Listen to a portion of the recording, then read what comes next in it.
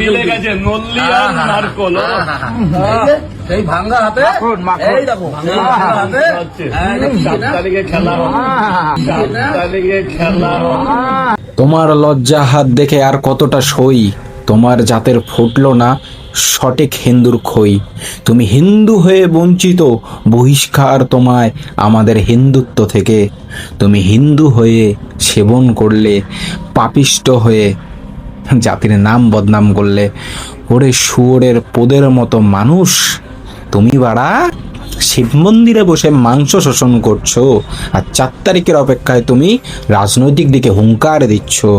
বহিষ্কার তোমায় বাংলা থেকে, বহিষ্কার তোমায় হিন্দু ধর্ম থেকে। লজ্জা লাগা দরকার। তোমার মতো একটা নোংরা নিচু জাতের মানুষকে আমরা এতদিন সেলিব্রিটির পদে বসিয়ে রেখেছিলাম। আশা করি কাল থেকে তোমার দোকানের সামনে কেউ দাঁড়াবেও না। আর ঠিক যেরকম হয়েছিল ডিজে কুলাঙ্কার শুয়োরের সাথে, যখন সে একটা ধর্মের বিরুদ্ধে কথা বলেছিল, ঠিক সেই কাজটাই তুমি করলে। কালকে সম্ভবত তোমার তো নিজের দোকান নেই, আমি কাউকে কিছু আদেশ করছি না। তুমি ধার্মিক হয়ে ধর্ম ভাঙলে, ধিক্কার তোমায় এই ভারত থেকে। দেখবে কালকে তুমি দোকান খুলতে কতটা অসুবিধায় পড়তে হয় তোমায়।